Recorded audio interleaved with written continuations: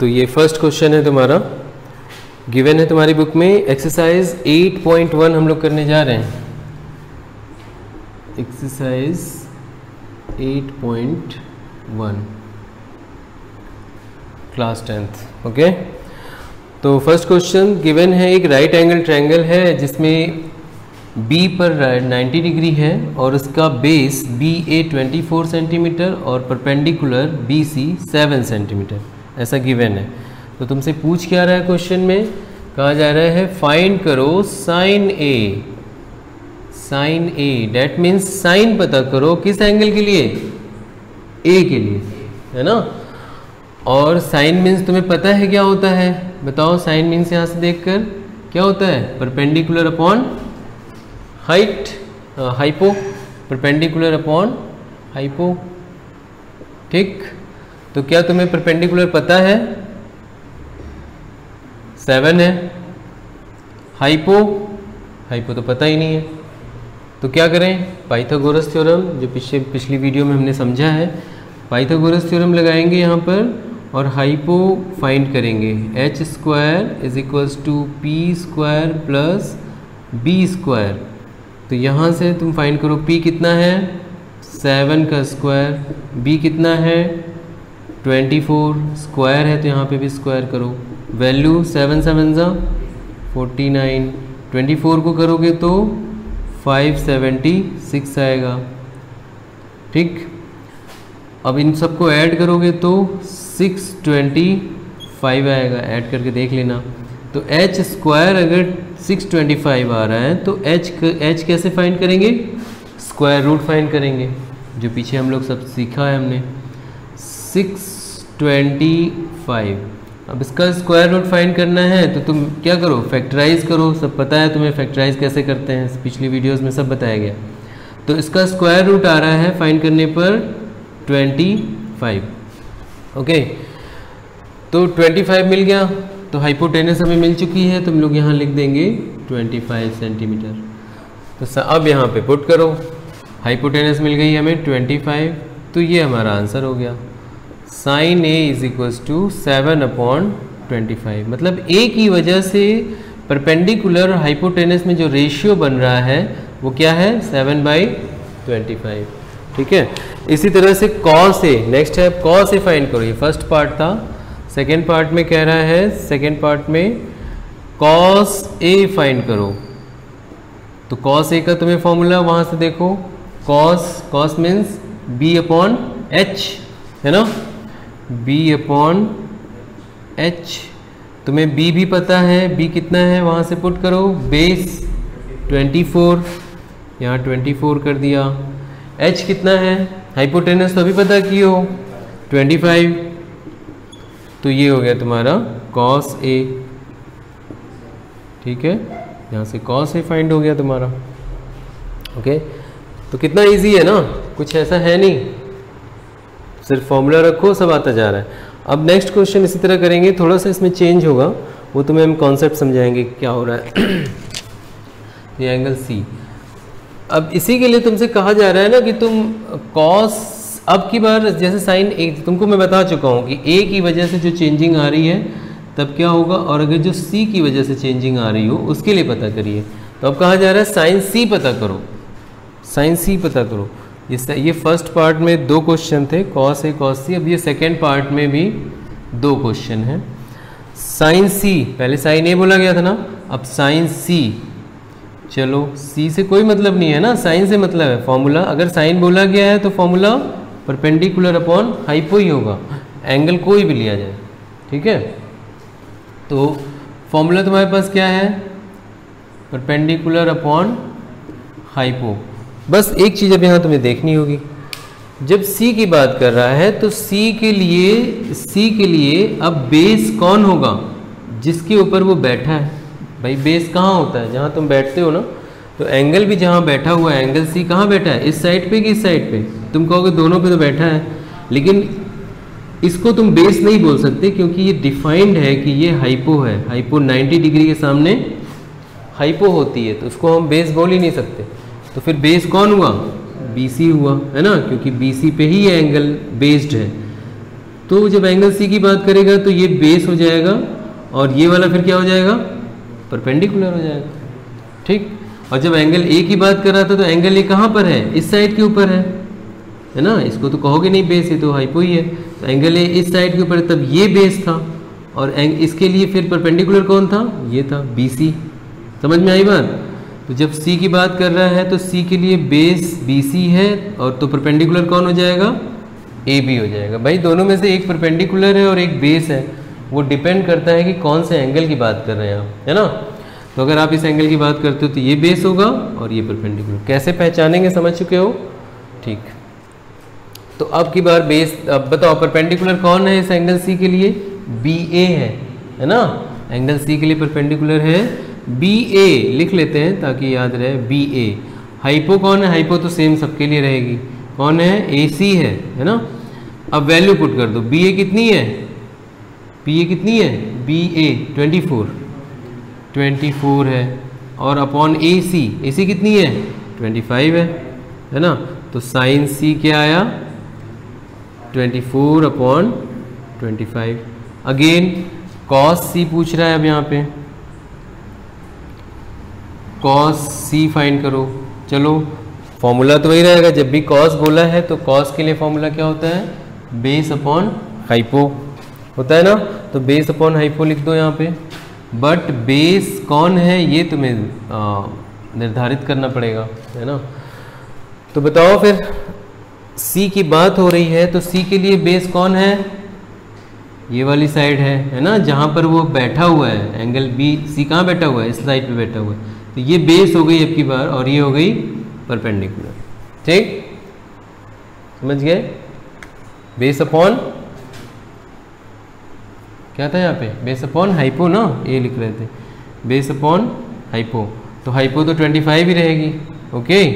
तो बेस अब की बार सी के लिए बेस कौन है, 7 है ना, साइड का नाम लिख दें, ठीक है। तो ये देखो बेस, इस बेस के लिए साइड का नाम क्या है, बी सी, और हाइपो तो ए सी है ना, साइड का नाम ए सी हाइपो का। अब दोनों वैल्यू पुट कर दो यहाँ पे, बी सी कितना है, बी सी कितना है 7 है, हाइपो कितनी है 25 है, हो गया। तो cos C is equals to 7/25, okay. तो इस तरह से तुम्हें ये क्वेश्चंस, बहुत सिंपलर क्वेश्चंस हैं, ये तुम्हें करने हैं।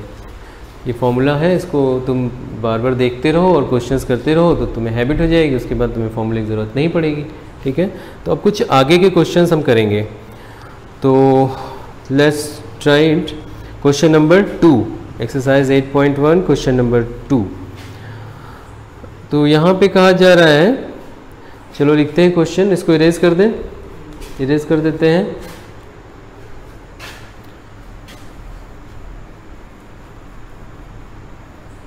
चलो क्वेश्चन नंबर 2 में कहा जा रहा है, find tan p minus cot r।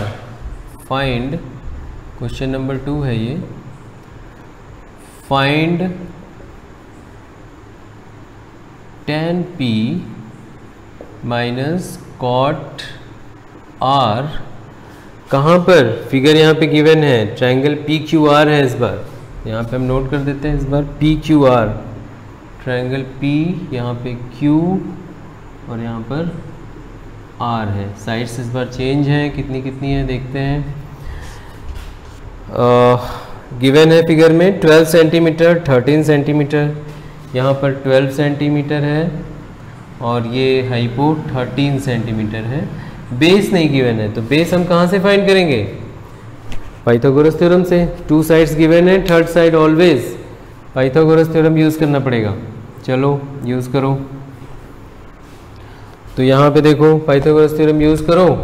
Hypo तुम्हें पता है, हाइपो कितनी है 13 है, 13 यहाँ पुट करो, 13 का स्क्वायर, परपेंडिकुलर गिवन है, ठीक है, परपेंडिकुलर गिवन है 12, 12 का स्क्वायर प्लस बेस, बेस नहीं पता, तो चलो बेस यहाँ पे हम क्या कर सकते हैं, बी ही रहने देते हैं, पता नहीं है तो। अब ये इक्वेशन बन गया है, तुम्हें बी फाइंड करना है, तो इक्वेशन तुम कैसे सॉल्व करते हो वो तो जानते ही हो। इक्वेशन सॉल्व करो, बी को इसी साइड रखोगे और ये क्या हो जाएगा 13 का स्क्वायर माइनस 12 का स्क्वायर इक्वल 169 माइनस 144 है ना।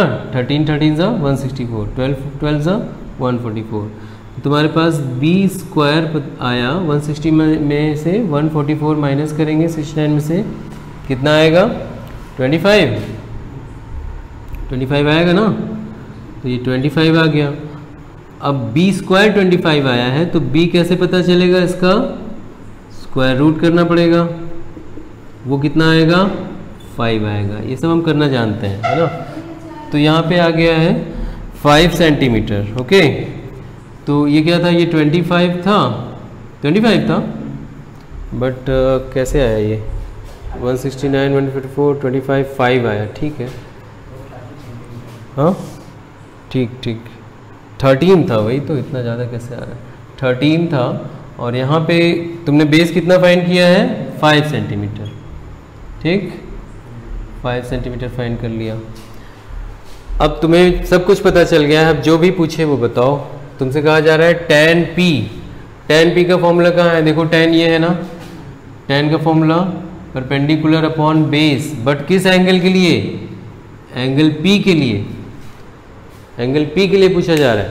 तो एंगल p कहाँ, एंगल p के लिए तो ये बेस होगा ना, अभी बताया गया था एंगल p के लिए तो ये बेस हुआ और ये क्या हुआ परपेंडिकुलर हुआ। तो परपेंडिकुलर इस एंगल के लिए 5 सेंटीमीटर हुआ। तो यहाँ फॉर्मूले में tan p का हम फॉर्मूला लिखेंगे, क्या होता है परपेंडिकुलर अपॉन बेस होता है माइनस कॉट r। चलो और r क्या करो, ये r है कॉट r। कॉट क्या होता है बताओ, अभी हम लोगों ने पीछे देखा था ना, कॉट इसका अपोजिट होता है tan का, tan का अपोजिट कॉट है, पीछे देखे थे। अगर ये p अपॉन b है तो फिर ये b अपॉन p होगा, है ना, इसका अपोजिट देख लेना फिर फॉर्मूले में। लेकिन बात किसके लिए हो रही है, एंगल r के लिए। तो एंगल r ये है तो इसके लिए परपेंडिकुलर कौन होगा, ये होगा, बेस कौन होगा, ये होगा। तो चलो यहाँ नोट करो, पहले p के लिए परपेंडिकुलर बताओ, एंगल p के लिए ये बेस है और ये परपेंडिकुलर। तो परपेंडिकुलर की जगह हम क्या लिखेंगे 5, बेस के प्लेस पर 12 माइनस, अब इसके लिए देखो r के लिए बेस कौन है, r के लिए बेस तो 5 है, तो बेस की जगह क्या लिखा 5। परपेंडिकुलर r के लिए कौन है, ये वाली है, तो वो कितनी है 12। ठीक, अब ये फ्रैक्शन हो गया, सब्ट्रैक्ट करो क्योंकि यहाँ पर क्या है सेम डिनोमिनेटर है, तो डायरेक्ट हम लोग इसको क्या कर सकते हैं सब्ट्रैक्ट कर सकते हैं। और वैसे भी सेम नंबर है ना, 5/12 माइनस 5/12 कितना आ गया 0 आया। ओके इस तरह से तुम्हें क्वेश्चन सॉल्व करने हैं। तो आगे भी क्वेश्चंस हैं जिन्हें हम लोग सारे के सारे क्वेश्चन सॉल्व करेंगे, पर आई थिंक इसके लिए हम दूसरा पार्ट बनाएं क्योंकि यहाँ वीडियो काफ़ी लंबी हो जाएगी, है ना। तो इसके नेक्स्ट पार्ट में हम लोग ये सारे क्वेश्चंस सॉल्व कर लेंगे। ओके चलो डन करते हैं। और जैसा कि देख रहे हो तुम्हारे लिए मैंने कहाँ से स्टार्ट किया है, फर्स्ट पार्ट जो बनाया है उन बच्चों के लिए जो तैयार नहीं किए अभी तक 8th 9th। फर्स्ट पार्ट में मुझे 4 या 5 चैप्टर एक साथ मुझे लाना पड़ा कि तुम समझ जाओ, तो काफ़ी मेहनत लग रही है। तो please like subscribe and share, thank you. ठीक, तो क्वेश्चन नंबर 4 करते हैं। क्वेश्चन नंबर 4 करेंगे या 3 करेंगे, क्वेश्चन नंबर 1 और 2 तो हम लोगों ने किया था। क्वेश्चन नंबर 3 से देखते हैं, ठीक है। क्वेश्चन नंबर 3 देखो क्या गिवन है, 3 if sin a 3/4 sin a is equals to 3/4। तो तुम्हें ये समझना होगा कि 3, अब देखो इसका किसका रेशियो है, ये तुम्हें पता है किसका रेशियो है, फॉर्मूले में देख लो। साइन किसका रेशियो होता है, साइन परपेंडिकुलर और हाइपो का होता है, परपेंडिकुलर और हाइपो का रेशियो होता है। यहाँ पे परपेंडिकुलर और हाइपो लिख दो, इससे तुम पहचान जाओगे कि परपेंडिकुलर 3 है और हाइपो 4 है ना। बट तुम देखो direct perpendicular is equal to 3 लिख दोगे तो यहाँ कुछ गलती है। अगर तुम लिखोगे कि यहाँ से P इज इक्वल टू 3 लिख दोगे, 3 सेंटीमीटर या एनीथिंग, तो थोड़ा गलत हो जाएगा। क्यों गलत हो जाएगा आप समझाते हैं तुमको। और इसी तरह से H इज इक्वल टू अगर तुम 4 लिख दोगे तो थोड़ा सा कमी रह गई है, ये सही नहीं लिखा हुआ है। क्यों सही नहीं लिखा है भाई? क्योंकि ये रेशियो है ना। रेशियो मीन्स अगर 3/4 लिखा हुआ है तो ये कुछ भी हो सकता है। मे बी ये क्या रहा हो, 6/8 रहा हो। इसको कैंसिल करो, यही रेशियो आएगा। 2 3 2 4 यही रेशियो आ रहा है। तो हम कैसे मान लें कि ये 3, क्योंकि रेशियो है भी, हमें भी पता है, बताया गया है कि रेशियो है, एग्जैक्ट वैल्यू नहीं है। एग्जैक्ट वैल्यू ये भी हो सकती है। और क्या हो सकती है बताओ? 9/12 भी हो सकती है ये, क्योंकि देखो इसको भी कैंसिल करोगे यही आएगा। ये हमें कैसे पता चल रहा है? इसको 2 से मल्टीप्लाई करो दोनों को। देखो यहाँ पे तुमने 2 से कर दिया, 2 से कर दिया तो 6/8 आएगा। अगर इसी को तुम 3 से कर दो, 3/4 है, इसी को 3 से मल्टीप्लाई कर दो तो क्या आ जाएगा? ये 9/12 आ जाएगा। इसी नंबर को अगर तुम 3/4 को 4 से मल्टीप्लाई करो तो ये क्या आ जाएगा? 12/16 आ जाएगा। तो तुम कह नहीं सकते कि ये 3/4 ही है, ये तो रेशियो है ना। रेशियो होने का मतलब ये नंबर भी हो सकता है, वो ये भी हो सकता है, ये भी हो सकता है कि नहीं? इनको कैंसिल करोगे तो ये आएगा कि नहीं? तो पता नहीं कौन सा नंबर है। हो सकता है वो 2 से मल्टीप्लाई हुआ हो सकता है वो 3 से मल्टीप्लाई वाला हो। तो हम मानेंगे कि ये हो सकता है, कोई भी नंबर हो सकता है। तो यहाँ हम लिख देंगे कि ये 3K है। K मीन्स यहाँ जो नंबर आ रहे हैं, अगर 2 से हुआ होगा तो ठीक है, 3 से हुआ होगा तो ठीक है, 4 से हुआ होगा तो 4 से हुआ होगा। कोई भी नंबर हो सकता है, हमें पता नहीं है, इसलिए मान रहे हैं कि किससे मल्टीप्लाई हुआ होगा? K से, है ना। हम लोग को पता नहीं ना कौन से नंबर से मल्टीप्लाई है, ये वाला है, ये वाला है, ये वाला है, तो ले रहे हैं कि K होगा। तो यहाँ पे भी 4K होगा। ठीक है, ऐसे लेकर K लेकर हम लोग काम करेंगे। अब चलो, तो हम लोग क्या कहेंगे? हमारा जो परपेंडिकुलर है वो 3 नहीं है, 3K है। हाइपोटेनस 4 नहीं है, 4K है। क्यों ऐसा है हमने देखा अभी, तो यहाँ हम नोट कर देंगे। परपेंडिकुलर हमें कह देंगे 3K और हाइपो 4K, है ना। हाइपो को कह दोगे 4K है। अब तुम्हें फाइंड क्या करना है? इसमें बेस फाइंड करना है। तो फॉर्मूला लगाएंगे कौन सा? Pythagoras theorem. h² is equals to b² plus p², base square plus perpendicular. जो जो गिवन है यहाँ पुट करो। हाइपो गिवन है 4K का स्क्वायर, पूरे का करना पड़ेगा। b कितना है? नहीं है, पता करना है वो हमें। और p कितना है? 3K का स्क्वायर करो। नेक्स्ट लाइन में ये क्या हो जाएगा? 16 और K का स्क्वायर। यहाँ पर b² प्लस 3 का क्या हो जाएगा? 9K का स्क्वायर। अब b फाइंड करना है हमें, तो इक्वेशन बन चुका है। इक्वेशन कैसे सॉल्व किया जाता है ये तुमने सीखा हुआ है, तो हम डायरेक्ट यहाँ कर रहे हैं। क्या करोगे? इसको इधर भेजोगे तो क्या बनेगा? ये प्लस है, माइनस बन जाएगा। तो क्या लिखेंगे हम लोग इसको? 16K² माइनस 9K², यही तो बनेगा ना। ये इधर आकर तो b उधर रहेगा, उसी को हमने सीधा लिख लिया है। अब 16K² में से 9 गया, कितना बचा? 7K², है ना। 7K², तो ये तुम्हारा b² आया है। तो तुम्हें चाहिए तो b ना, तो b चाहिए तो स्क्वायर हटेगा, b आएगा, तो यहाँ क्या करोगे? स्क्वायर रूट फाइंड करोगे। 7K²। अब इसका स्क्वायर रूट निकालोगे तो 7 का नहीं फाइंड हो सकता, है ना। परफेक्ट स्क्वायर नंबर नहीं है ये। K² का फाइंड हो जाएगा। K² है तो बाहर K आ जाएगा। ये हो जाएगा √7 और K² का K हो जाएगा। ये हमको मिली बेस। दैट मीन्स ये क्या है? √7K बेस मिल गया। ओके, K से कोई प्रॉब्लम तो नहीं है ना। देख चुके हैं हम लोग K क्यों आ रहा है ना। एक्चुअल नंबर है, हम लोग ऐसे लेंगे तो वो रेशियो है। चलो आगे बढ़ते हैं। तो अब हमें सब पता चल गया है, परपेंडिकुलर, हाइपो और बेस भी पता चल गई। बेस हमारी आ गई है √7k।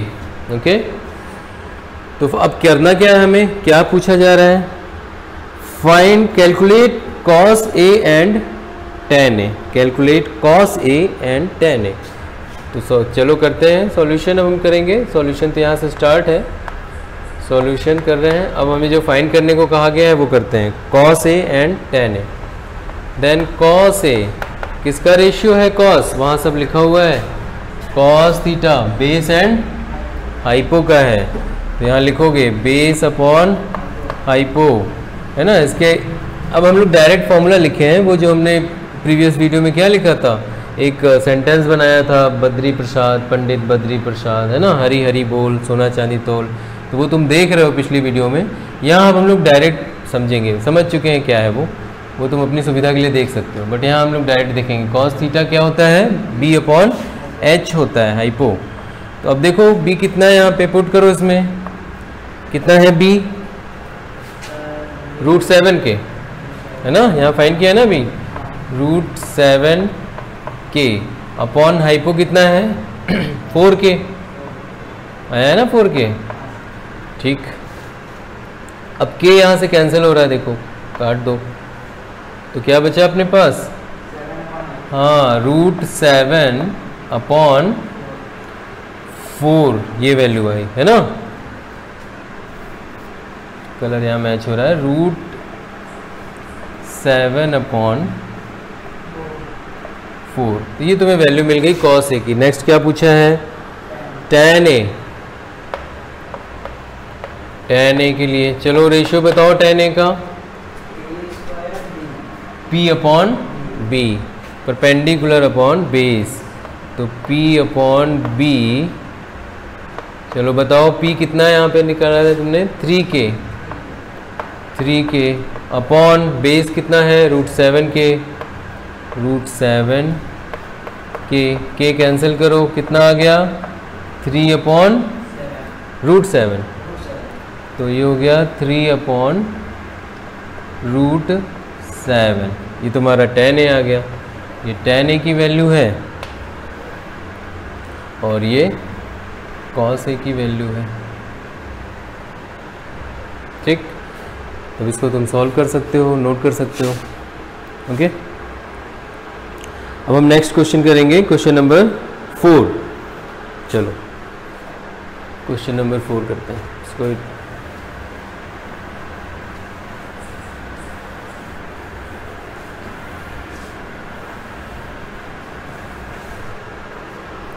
क्या गिवन है,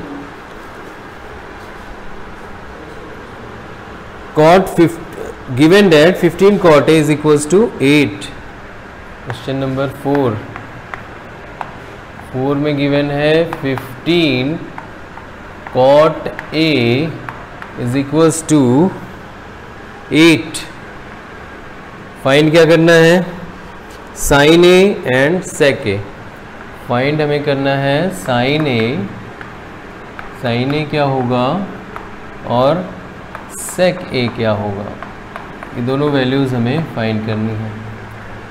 सो यहाँ देखो ये मल्टीप्लाई है, ठीक है, ये मल्टीप्लाई है, लेकिन इसको कभी मल्टीप्लाई मत समझना, ऐसे जो लिखा हुआ है cot A, तो यहाँ मल्टीप्लाई नहीं समझना, sin A लिखा हुआ है तो यहाँ मल्टीप्लाई नहीं है ये, ठीक है, ऐसा कभी नहीं सोचना है, ये सिर्फ एक सिंबल है। चलो, लेकिन पीछे तो मल्टीप्लाई होगा ही, ये 15 मल्टीप्लाई है इसके साथ, तो क्या करें हम यहाँ पे, cot A is equals to 8 है, तो 15 इधर भेजोगे तो 8/15 आ गया। अब ये क्या है 8/15, cot कौन सी साइड से है, वहाँ से देखो, cot के लिए होता है बेस अपॉन परपेंडिकुलर, tan का अपोजिट है ना रेसिप्रोकल, तो b tan में होता है p अपॉन b, तो cot में होता है b अपॉन p, मीन्स ये क्या है बेस अपॉन परपेंडिकुलर है। अब तुम ये नहीं कहोगे कि बेस क्या है 8 नहीं कहोगे, अभी समझाया है, क्या कहोगे 8k कहोगे, और परपेंडिकुलर को क्या कहोगे 15k कहोगे, ठीक है। तब हाइपो बताओ, अब तुम्हें हाइपो फाइंड करनी पड़ेगी, तो हाइपो यहाँ से फिर से पाइथागोरस यूज करो यहाँ से। तो पाइथागोरस कैसे यूज करेंगे, चलो हाइपो फाइंड करनी है। बेस कितना है 8k, 8k पुट किया, स्क्वायर है स्क्वायर लगाओ पूरे पे, प्लस परपेंडिकुलर 15k हो गया परपेंडिकुलर। ओके, अब तुम आगे बढ़ो, ये क्या हो गया 64k स्क्वायर प्लस 15 था ना, ये 15k स्क्वायर कितना हुआ 225k स्क्वायर हुआ। तो यहाँ से क्या आ जाएगा, h स्क्वायर कितना हुआ 264 कितना हुआ 280 और 89 आया ना, 289k स्क्वायर ये आएगा, ऐड करोगे तो। अब तुम्हें h चाहिए, then h is equals to इसका रूट कितना होगा 289 का रूट कितना होता है भाई, लर्न है तो 17 होता है। अगर नहीं लर्न है तो मेथड बताया गया है, स्क्वायर रूट फाइंड करना जानते हो ना, तो फाइंड कर लोगे स्क्वायर रूट कितना आ जाएगा, ये 17 और k स्क्वायर का k, हाइपो पता चल गई। ओके, तो अब ये नेक्स्ट क्वेश्चन के लिए सारी साइड्स यहाँ पे हमें पता है। हाइपो कितनी आ गई 17k, चाहो तो समझने के लिए यहाँ सब लिख लेना जो साइड गिवन है। तो अब जो पूछ रहा है वो करो, साइन ए बताओ किसका रेशियो है sine, perpendicular upon hypo, perpendicular upon hypo. Perpendicular कितनी है 15k, हाइपो कितनी है 17k, कैंसिल करो कितना आया 15/17, साइन ए आ गया है ना। नेक्स्ट सेक ए, चलो सेक किसका है, सेक कॉस का अपोजिट होता है, कॉस b अपॉन एच होता है। तो देखो यहाँ बताया गया है सेक कितना होगा उसका अपोजिट h अपॉन b, यार लिख दो h अपॉन b। ओके, कोई प्रॉब्लम, अपोजिट है ना कॉस का अपोजिट सेक, और लिखा भी है सामने sec is h upon b, hypo upon base. चलो हाइपो की वैल्यू कितनी है 17k अपॉन बेस कितना है, बेस 8k k कैंसिल कितना आ गया 17/8, तो तुम्हारा सेक भी आ गया। ठीक, सेक क्या है 17/8, साइन ए 15/17। ठीक है, अब तुम्हें कोई प्रॉब्लम है तो बताओ। देखो 15 यहाँ ले जाने का कारण था ना, अगर 15 यहाँ आ जाएगा तो हमें पता चल जाएगा कौन सी साइड्स हैं, है ना, cot base upon hypo, base upon perpendicular. ठीक, नेक्स्ट देखते हैं क्वेश्चन नंबर 5 तो सेम ही है, गिवन है sec theta is equals to 13/12, calculate all the trigonometric ratios. That means sec तुमको गिवन है और तुमको सारे ट्रिग्नोमेट्रिक रेशियोज फाइंड करने हैं। यहाँ से देखो सेक की वैल्यू गिवन है, यहाँ पे सेक की वैल्यू गिवन है और ये सारे बताने हैं, इस क्वेश्चन में यही पूछा गया है। तो प्रॉब्लम क्या है यार, अगर जैसे यहाँ पे सेक अगर हमें गिवन है, चलो करते हैं एक बार समझा देते हैं, बाकी सॉल्व तुम खुद करोगे। चलो क्वेश्चन नंबर 5, तो सेम बहुत जनरल क्वेश्चन है ना, sec theta 13/12। Question number 5,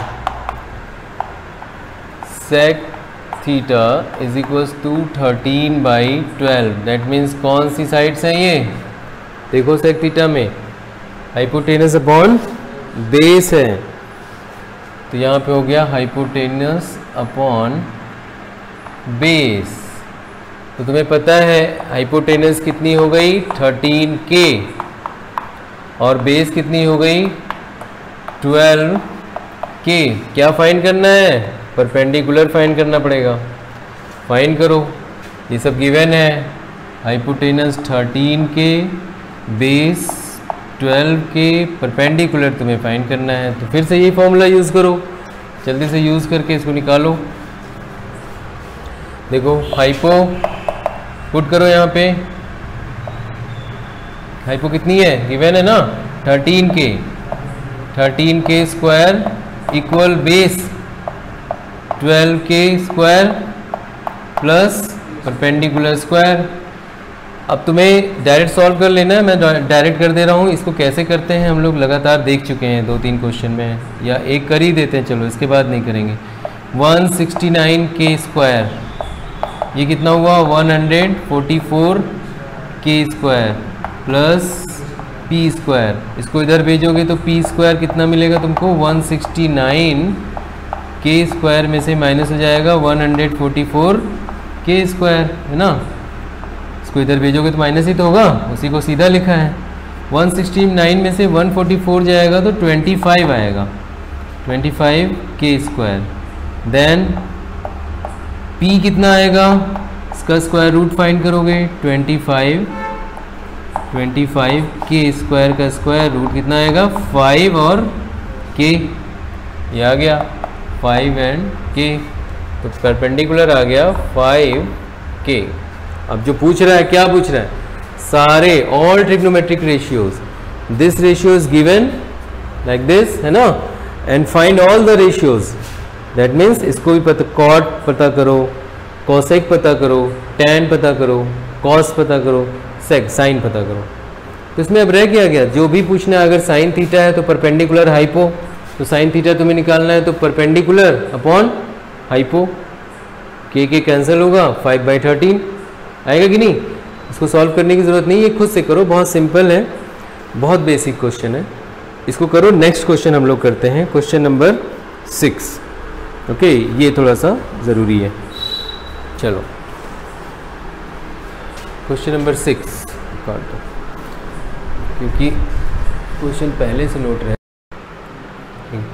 question number 6, question number 6 given है, angle A and angle B are acute angles such that cos A is equal to cos B। A और B acute angle हैं और ऐसे हैं कि उनका cos लेने पर और दोनों इक्वल आते हैं, cos A is equal to cos B आता है। तुम्हें शो करना है कि एंगल A और B सेम है, एंगल A और B इक्वल है, ये शो करना है। तो सबसे पहले हम ये बता दें तुम्हें कि ये अक्यूट क्यों बोल रहा है यहाँ पे, कि ऐसा बताने की क्या ज़रूरत थी कि अक्यूट एंगल्स हैं। इसलिए बताया गया है ताकि तुम A और B की जगह पर 90 डिग्री ना बनाओ, 90 डिग्री A और B को ना बनाओ, कहाँ बनाओ उसको, तुम C पर बनाओ। इसलिए पहले ही बता दिया कि A और B अक्यूट एंगल है, नहीं तो अभी तुम यहाँ पे A लिख देते या B लिख देते तो क्वेश्चन के अकॉर्डिंग गलत हो जाता ना। तो इसलिए पहले बता दिया गया कि भाई ये जो एंगल A और B हैं ये अक्यूट एंगल हैं, आप C 90 डिग्री को कहाँ बनाइएगा, C पे बनाइएगा, ठीक है। ऐसा बताने के लिए इन्होंने कह दिया कि A और B अक्यूट है, तो 90 कहाँ होगा, C पे होगा। ओके, क्लियर है। B तो वहाँ है, यहाँ पे A हो गया, ठीक। अब देखो जो गिवन है उसके अकॉर्डिंग हम लोग करेंगे। अब तुम ये सोचो, angle A is equal to angle B दिखाना है तो सोच कर देखो, तुम्हें पता है कि साइड के सामने वाले एंगल, इक्वल साइड के सामने वाले एंगल इक्वल होते हैं। अगर हम ये दोनों साइड इक्वल प्रूव कर दें, इन दोनों साइड को, तो इनके अपोजिट एंगल्स भी इक्वल हो जाएंगे, ये हम लोग जानते हैं, है ना। आइसोसेलेस ट्रायंगल में इक्वल साइड्स के अपोजिट एंगल्स भी आपस में इक्वल होते हैं। तो हमारा मेन पर्पस क्या होगा कि इस ट्रायंगल को हम लोग क्या प्रूव कर दें, आइसोसेलेस प्रूव कर दें, ये वाली साइड और ये वाली साइड इक्वल प्रूव कर दें, तो हो जाएगा। जब ये दोनों साइड इक्वल हो जाएंगी तो इनके अपोजिट एंगल्स भी इक्वल हो जाएंगे, है ना। ऐसा तो हम लोग जानते हैं। तो चलो यही करते हैं, दोनों साइड को सेम प्रूव करते हैं उसकी हेल्प से, जो गिवन है condition, cos A is equal to cos B, ये गिवन है। इसी कंडीशन से हम लोग इसको सॉल्व प्रूव कर देंगे। तो यहाँ लिखेंगे given, what given, given cos A is equals to cos B, cos A is equals to cos B। तो कॉस ए का मतलब तुम क्या समझते हो, देखो वहां पर बेस अपॉन हाइपोटेनस, तो यहाँ लिख देंगे बेस अपॉन हाइपोटेनस इक्वल, फिर से कॉस है तो कॉस है तो बेस अपॉन हाइपोटेनस, तो बेस अपॉन हाइपोटेनस। बट जैसा तुमको बताया है एंगल के अकॉर्डिंग बेस अलग हो जाएगा ना उसका, इस ट्रायंगल में अगर ए की बात कर रहा है, कॉस ए की बात कर रहा है, तो बेस कौन है, सी ए है, और हाइपो तो हाइपो ही रहेगी, उसको तो चेंज कर नहीं सकते। तो यहाँ पे कौन है, सी ए, बेस कौन है, सी ए है इसके लिए, और हाइपो कितनी है, ए बी है ना, ए बी। अब यहाँ के लिए बताओ कॉस बी की बात की गई है यहाँ के एंगल की, तो इस एंगल के लिए कौन है बेस, बी सी है, जहाँ पे एंगल बना होता है वही तो बेस होता है, ये तो पहले बता चुके हैं। तो ये एंगल यहाँ बना है तो बेस ये होगा, तो फिर हाइपो कौन, हाइपो तो सेम ही रहेगी, तो बेस हो गया इसके लिए बेस कौन हुआ, बी सी हुआ कि नहीं, और हाइपो तो सेम रहेगी हमेशा, हाइपो हो जाएगी ए बी। अब तुम देखो अगर तुम्हें थोड़ी सी मैथ्स तुमने पढ़ ली है तो यहाँ से डायरेक्ट इसको कैंसिल कर सकते हो, क्यों, क्योंकि अब ए बी को उधर भेजोगे तो यहाँ डिवाइड है, यहाँ जाके क्या करेगा, मल्टीप्लाई करेगा। चलो तुम्हें दिखाने के लिए हम लिख देते हैं, तो यहाँ पे C A is equals to B C upon A B, ये डिवाइड था यहाँ के, मल्टीप्लाई ए बी हुआ, तो ए बी और ए बी कैंसिल हो गया, तो क्या बचा तुम्हारे पास, C A is equals to only B C, सब कट गया ना, सिर्फ बी सी बचा, ये प्रूव हुआ, साइड इक्वल हो गई। मैंने क्या कहा था अभी शुरू में, इन्हीं दोनों साइड को इक्वल प्रूव कर दो, एंगल प्रूव हो जाएंगे। देखो सी ए मीन्स ये वाली side, equal B C means ये वाली साइड, दोनों साइड इक्वल हो गई ना, तो साइड इक्वल हो गई तो उनके अपोजिट एंगल्स भी इक्वल होंगे। हेंस सी ए का अपोजिट कौन है, एंगल बी है ना, तो angle B is equals to B C का अपोजिट कौन है, ए है ना, बी सी का अपोजिट एंगल ए, यही तुम्हें प्रूव करना था, angle A, angle B is equals to angle A, angle B angle A prove करना था। देखो angle B is equals to angle A, भाई उल्टा लिखा है, इससे क्या मतलब, b is equals to A बोलो या a is equals to b बोलो, सेम है दोनों, तो ये हुआ तुम्हारा प्रूव्ड, यही तुम्हें प्रूव करना था। ओके ठीक, अब देखेंगे हम नेक्स्ट क्वेश्चन।